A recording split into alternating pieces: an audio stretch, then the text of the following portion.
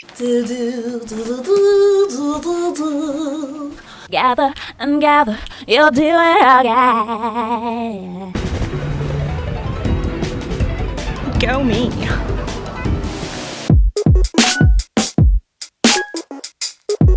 I don't know when last I posted. Was it 2 weeks ago? But you know what, guys? I have some big news. All of that's going to change and be so much better because I just left my job. Booyah! I've been there for almost 3 years. I managed there. I love that job and I love the people there. But I'm very excited to move forward with my other ventures and other things. Today I've made a dress for you guys, a billowy dress. You guys have seen this around, you know. All of the it people are wearing it. So obviously I need one. I just find this dress so airy, light, fun. Yeah, let's get started. And we'll start sewing. This type of tiered tent dress can be designed in multiple ways. You can make it very simply with straight style lines on the tiers, like this dress that I made last year, or add some drama with different style lines. My high-low style lines are inspired by this Cecilie Bahnsen dress. So for the front and back, we are using the half front and half back bodice block. First, I establish my raglan sleeve guidelines at the shoulder and use my bust radius to establish a neckline that I'm comfortable with. Also, you want to lower the armholes for a more relaxed fit and manipulate the bodice for a flared shape and add in the high-low style lines to the waist of the blocks. To create the gathered neckline, I slashed from the necklines and spread them a little bit. Then I traced the final shape and added seam allowance. For the sleeve, I shortened to the desired length, lowered the armholes like I did in the bodice, added the bodice shoulder pieces to the sleeve cap, then sectioned this into 5 panels to slash and spread from the bottom. The more you spread the panels, the puffier the sleeve. Trace out the final shape and add seam allowance.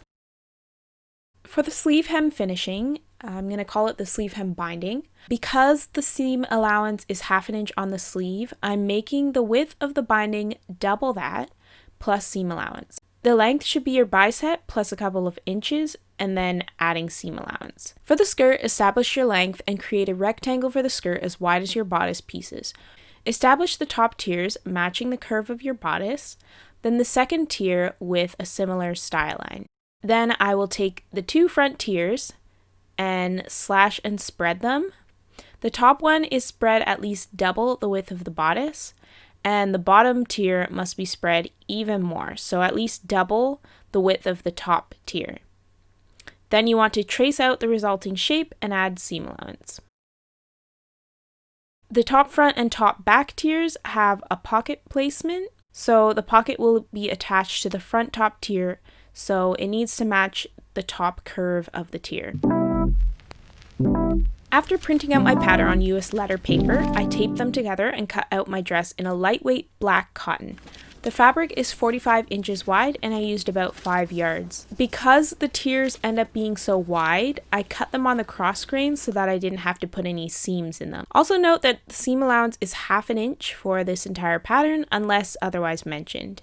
And if you got the pattern, the notches on my pattern are always half the depth of the seam in which they are located. I also cut out some bias tape. You do this by cutting your fabric in strips at a 45-degree angle, layer 2 pieces at 90 degrees, and sew diagonally to attach them together.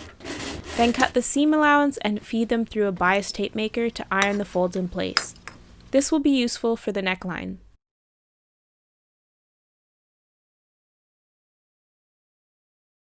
You will also need an elastic a few inches shorter than the original neckline before it was spread. Also serge or zigzag all unenclosed edges to keep from fraying. You can leave the neckline, sleeve, and bottom tier hems and the tops and bottoms of the tiers unserged.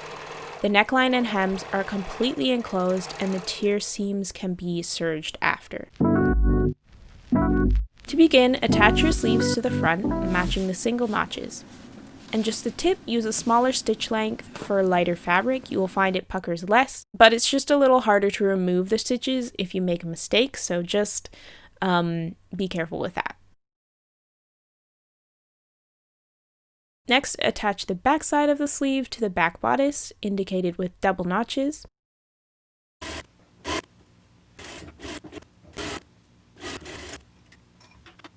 Now we are going to sew the bias tape at 1/4 inch along the right side of the neckline. When you get back to where you began, pinch the ends together to close the seam, then finish by sewing up the gap you left.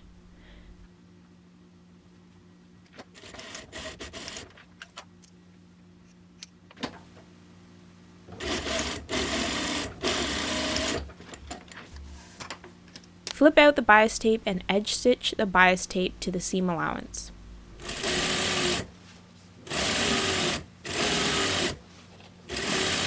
Finally, fold this under and sew along the outer edge around the entire neckline, leaving an opening to feed the elastic through.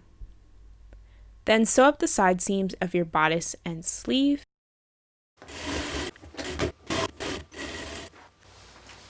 And feed the elastic through your neckline bias casing with a safety pin.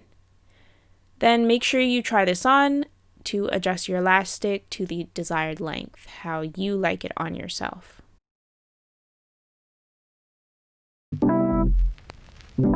Next, I'm going to finish the hems of the sleeves. With the largest stitch length on your machine, you will find that with light fabric like this, the stitch will gather it on its own as long as you don't pull the fabric taut on both sides. So I did this to the hem of my sleeve, then I just adjusted it to my hem binding length. Fold up one side of your hem binding 1/2 inch and sew up the ends. Then matching the seam to seam, right sides together, sew your hem binding to the sleeve, and remember that you're never fully dressed without a smile. Your clothes may be Bo Bromley, they stand out on my front view. Fully dressed without a smile. Then fold the sleeve binding under and catch the folded edge by using the stitch in the ditch method. Who cares what you're wearing on Main Street, Summery? What you wear to be, and miles from head to toe, that matters.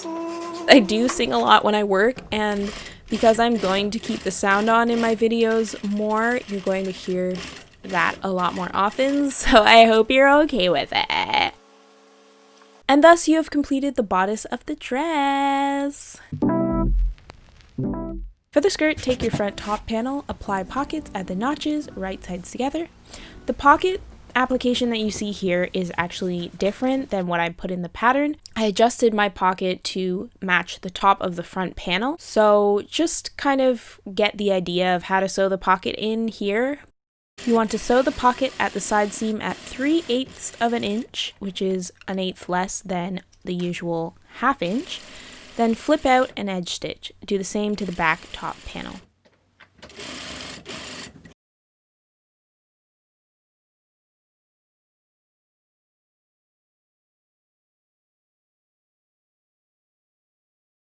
Next, sew 2 lines of your biggest stitch length at the top of the front and back top panels. But this time, make sure you pull the fabric taut, if it's lightweight like mine, so that you can control the gathers yourself after.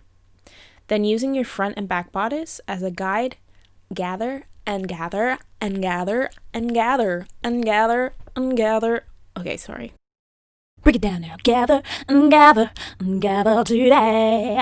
Gather and gather, you'll do it again. It's top of the charts. That was Backstreet Sewers with LYDIA NAOMI lead vocals. Such a great song. I'm really not sorry, okay? Okay, can we get back to sewing now? Then place these right sides together to join the pockets. Stitch from the top of the panel to the notch at 1/2 inch. Stop and leave a gap for the pocket opening and sew from the lower notch to the end of the panel. Then sew your 2 pocket pieces together. Now, this top tier of the skirt is all ready to sew to the bodice, right sides together.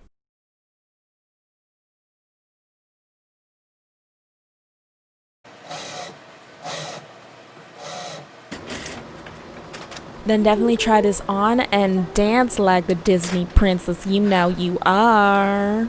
Love it! Do, do, do, do, do, do, do, do.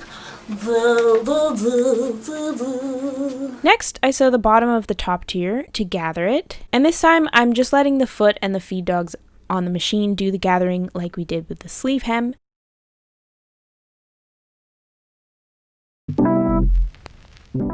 Then for the bottom, front, and back tiers, I gather them to match the top tier, then stitch them right sides together to the top tier.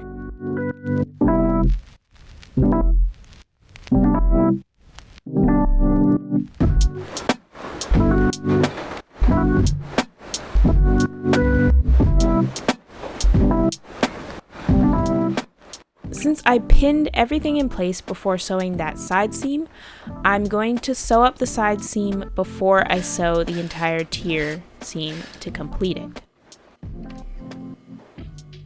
Then to finish off the dress, I serge the tier seams, or you can zigzag if you don't have an overlocker.